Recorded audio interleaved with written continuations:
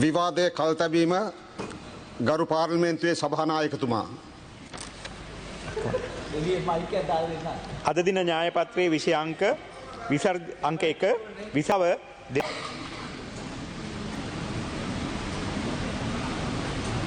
கௌரவ அவைக்கு தலைமை தாங்கும் உறுப்பினர் அவர்களே, சபை ஒத்திவைப்பு ඔබතුමාට විනාඩි 10ක කාලයක් ලැබෙනවා. பிரேரணை. கடல் தொழிலில் சட்டவிரோத தொழில் நடவடிக்கைகளை சட்டவிரோதிகள் செய்து வருவதால் உண்மையான மீனவர்கள் மீனவ குடும்பங்கள் மிக மோசமாக பாதிக்கப்படுகின்றார்கள். அரசாங்கமானது தடை செய்யப்பட்ட சட்டவிரோத தொழில்களை உடனடியாக நிறுத்தி மக்களின் வாழ்வாதாரத்துக்கு உதவ வேண்டும். வடக்கு கடல் இப்போது சட்ட விரோதிகளின் ஆளுகையில், அதாவது கட்டுப்பாட்டில் உள்ளதாக எண்ணுகின்றேன். சுருக்கு வலை, வெளிச்சம் பாய்ச்சி மீன்பிடித்தல், டைனமிட் வெடிவைத்து மீன்பிடித்தல் உள்ளிட்ட சட்டவிரோத தொழில்களால் வடக்கு கடல் நிரம்பியுள்ளது. சட்டத்துக்கு புறம்பான வகையில் சட்டவிரோதிகளின் ஆட்சி வடக்கு கடலிலே நடக்கின்றது. அமைச்சர் அவர்களே, உங்களுடைய ஆட்சி வடக்கு கடலிலே இல்லை.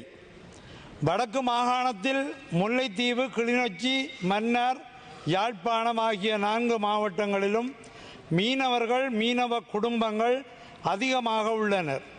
மீன்பிடியாளர்களை தவிர பல ஆயிரக்கணக்கான குடும்பங்கள் இத்தொழிலை நம்பி வாழ்கின்றார்கள். சுமார் 10,500க்கு மேற்பட்ட பெண் தலைமை குடும்பங்கள் கூட இதனை நம்பி வாழ்கின்றார்கள். முன்பு இப்படி சட்டவிரோத தொழில்கள் இல்லை. முன்னைய காலத்தில் மீனவ சமூகம் மிகவும் செழிப்பாக இருந்தார்கள். இப்போது மீனவர்களின் வாழ்க்கை கேள்விக்குறியே. முன்னைய ஆட்சியாளர்கள் சட்டவிரோதிகளின் செயல்பாடுகளை கட்டுப்படுத்தாததால் இப்போது விரிவடைந்து கடல் முழுவதும் சட்டவிரோதிகளின் கூடாரமாக மாறிவிட்டது. இதனை தடுக்க வேண்டியவர்களான கடல் தொழில் திணைக்களங்கள், கடல் படையினர், போலீசார், கடலோர பாதுகாப்பு பிரிவினர் கையால் ஆகாதவர்களாக காணப்படுகின்றார்கள்.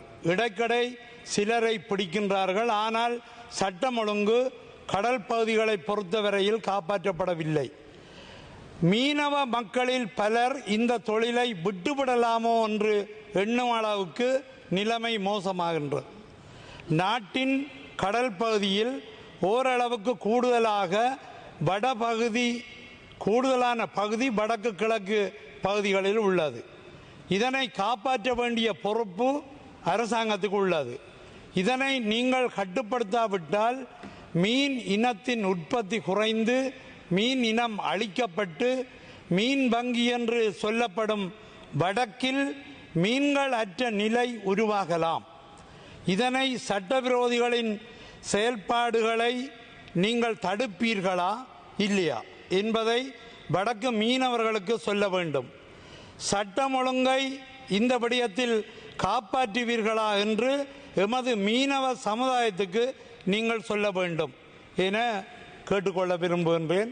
கௌரவ மீன்பிடி அமைச்சர் அவர்களை, மீன்பிடி அமைச்சரை பொறுத்தவரையிலே கூடுதலாக இதனை கட்டுப்படுத்த வேண்டும் என்றுதான் செயல்படுகின்றார்.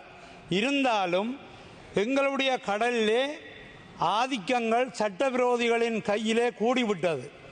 இந்த நிலைமையை தடுக்க வேண்டும். சட்டம் ஒழுங்கு பாதுகாக்கப்பட வேண்டும் என்ற நிலையை மீண்டும் மீண்டும் நான் தெளிவாக சொல்லுகின்றேன். இதற்கு எங்களுடைய மீனவர்கள் உங்களோடு கைகோர்த்து நிற்பார்கள். நிச்சயமாக நீங்கள் இதை பற்றி நன்றாக அறிவீர்கள். இந்த விடயத்தில் தயவு செய்து மீனவ சமூகத்தை வாழ விடுங்கள் என்றுதான் நான் கேட்கின்றேன். நன்றி. යෝජනාව ස්ථිර කිරීම ගරු සානක්‍යන් රාසමන්නිකම් මන්ත්‍රීතුමා, ඔබතුමාට විනාඩි 5ක කාලයක් ලැබෙනවා. கௌரவ தலைமை தாங்கும் உறுப்பினர்களே, எங்களுடைய கௌரவ ரவிகரனுடைய மிகுதி நேரத்தையும் என்னிடம் தாருங்கள். மிக முக்கியமான ஒரு பிரேரணை, ஒத்திவைக்கும் பிரேரணை உண்டு. வடக்கு மாகாண மீனவருடைய சார்பிலே எங்களுடைய இலங்கை தமிழரசு கட்சியினுடைய வன்னி மாவட்ட பாராளுமன்ற உறுப்பினர் அண்ணன் ரவிகரன் அவர்கள், கௌரவ ரவிகரன் அவர்கள் முன்வைத்த இந்த பிரேரணை நான் வழிமொழிகிறேன். உண்மையிலே இது நீண்ட காலமாக இருக்கும் ஒரு பிரச்சனை. கௌரவ அமைச்சர் சந்திரசேகரன் அவர்களுக்கு என்பிபி அரசாங்கம் தேசிய பட்டியலையும் கொடுத்து இந்த அமைச்சு பதவி, மீன்பிடி அமைச்சு பதவியும் தந்து வில்லங்கத்தை உங்களுடைய கையிலே ஒப்படைத்திருக்கிறார்கள். ஏனென்றால் இது ஒரு வில்லங்கம். இது தமிழருடைய தமிழ் அமைச்சர் ஒருவர் இந்த துறைக்கு பொறுப்பாக வைக்கிறதுடைய நோக்கம் தமிழர்களிடையிலே மோதப்படட்டும். வடமாகாணத்திலே எத்தனையோ மீனவர்கள் இருக்கிறார்கள். இந்த மீனவருடைய பிரச்சனைக்கு தீர்வு காணுவது உங்களுடைய தலையிலே சுமக்கப்பட்டிருக்கு. ஆனால் உங்களுக்கு அரசாங்கம் இதுக்கான ஒத்துழைப்பு வழங்குமான்றது கேள்விக்குறியான ஒரு விடயம். நீங்களும் ஜேவிபி இல்லாவிட்டால் என்பிபி உடைய நீண்டகால உறுப்பினர் என்ற அடிப்படையிலே நீங்களும் இந்த அரசாங்கத்துக்கு எதிராக அரசாங்கம் செய்யாவிட்டாலும் கூட அரசாங்கத்துக்குள்ளே இருந்து இதுக்காக குரல் எழுப்ப முடியாத ஒரு சூழல் இருக்கலாம். நாங்கள் உங்களுக்காக உதவுறோம். நாங்கள் வெளியே இருந்து இந்த அழுத்தத்தை தாரோம். நீங்கள் உங்களுடைய கேபினட் கூட்டத்தை சொல்லுங்கள். இப்படி பாராளுமன்றத்துக்கு போக முடியாமல் இருக்கு, தமிழரசு கட்சியினுடைய தமிழ் பாராளுமன்ற உறுப்பினர் என்னை இந்த விடயம் தொடர்பாக கடும் அழுத்தத்தை கொடுக்கிறார்கள், இதை உடனடியாக நிறுத்த வேண்டும் என்றதை சொல்லுங்கள். ஏனென்றால் இது நிறுத்த முடியாத ஒரு விடயம் அல்ல.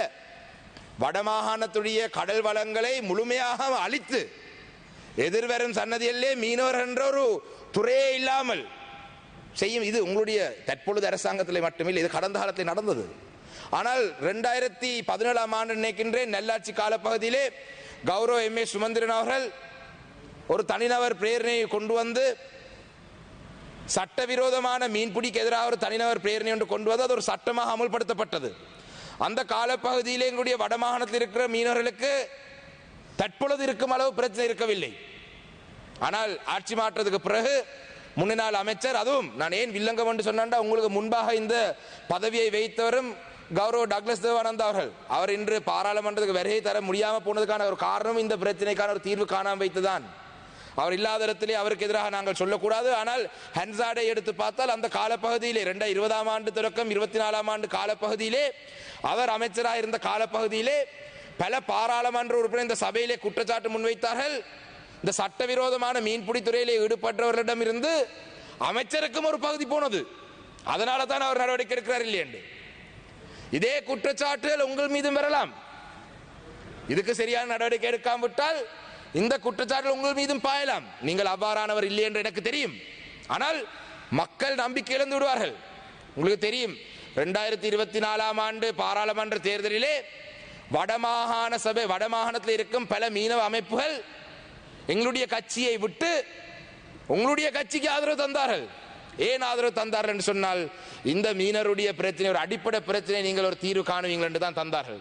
ஆனால் ஜனாதிபதி தெரிவாகி 9 மாதம் 21 தேதி, இன்று நாங்கள் பேசிக் கொண்டிருக்கிறது 2 மாதம் 22 தேதி, கிட்டத்தட்ட 10 மாதம் 11 மாதம் 12 மாதம் 1 மாதம் 2 மாதம் 5 மாதம் போய்விட்டது. இதெல்லாம் வருட கணக்கில் எடுக்க வேண்டிய விடயங்கள் அல்ல. தீர்மானங்களை துணிச்சலாக நீங்கள் எடுக்க வேண்டும். எங்களுடைய மக்கள், நீங்கள் பிரதிநிதித்துவப்படுத்துகிற மக்களை காப்பாற்றுற பொறுப்பு உங்களுடைய இருக்கின்றது. உங்களுடைய கடமையை நீங்கள் செய்வதற்கு காலம் தேவையில்லை. எல்லாத்துக்கும் தான் காலம் கேட்கிறார்கள். எங்களுக்கு காலம் தாருங்கள், காலம் தாருங்கள். சரியாப்பா, எத்தனை காலம், எவ்வளவு காலம் வேணும் என்று சொல்லுங்க. உங்களுக்கு ஒரு 6 மாதமா, சரி 4 மாதமா, இல்லாட்டி 1 வருஷமா, ஒரு காலத்தை தாங்க. சும்மா காலம் வேணும் காலம் வேணும் காலம் வேணும் என்று இந்த சபையினுடைய நேரத்தை வீணடிக்காமல். அது மட்டுமல்ல, இந்த மீன்பிடி சட்டவிரோதமான மீன் இந்த சில முறைகளின் ஊடாக எங்களுடைய சுற்றுச்சூழலுக்கும் கடும் பாதிப்பு நடக்கின்றது.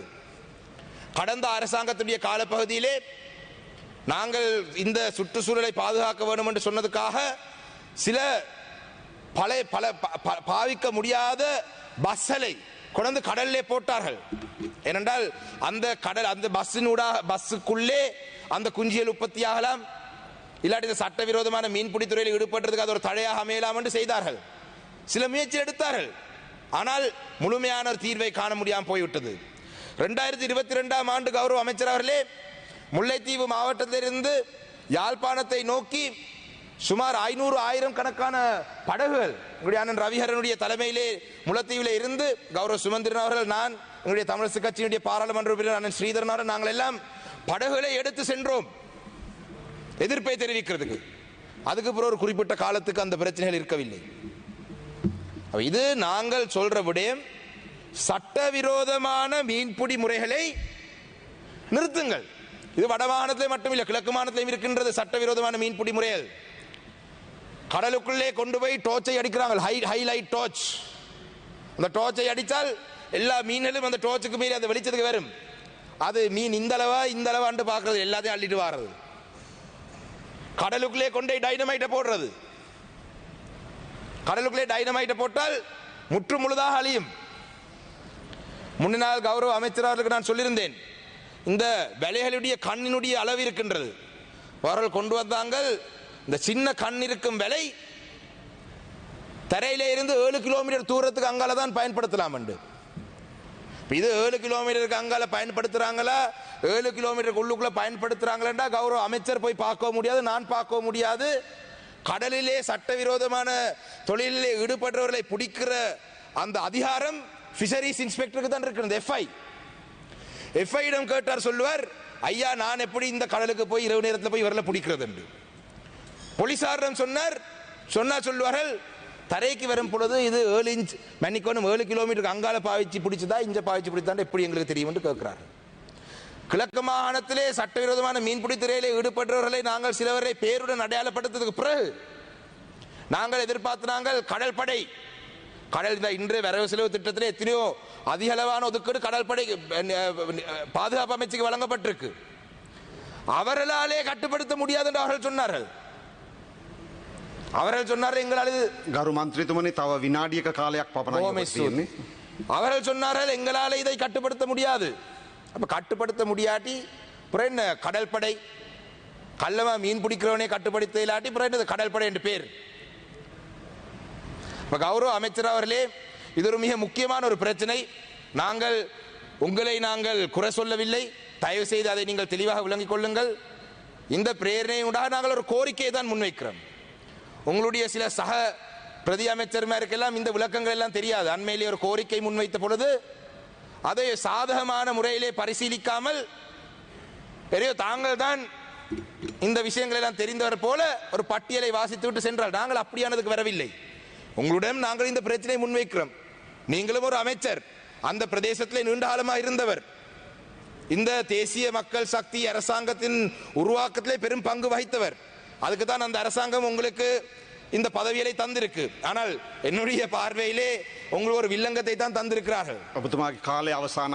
அந்த வகையிலே கௌரவ அமைச்சர்கள் இந்த எங்களுடைய கௌரவ பாராளுமன்ற உறுப்பினர் ரவிகரனாருடைய இந்த முன்மொழிவை மன்னிக்கணும், இந்த ஒத்திவைக்கும் பிரேரணை வழிமொழித்து இந்த பிரச்சனைக்கான ஒரு உடனடி தீர்வு காலம் இழுக்காமல் தருமாறு உங்களிடம் கேட்டு விடைபெறுகிறேன். நன்றி. ගරු රොෂාන් අක්මීමන මන්ත්‍රීතුමා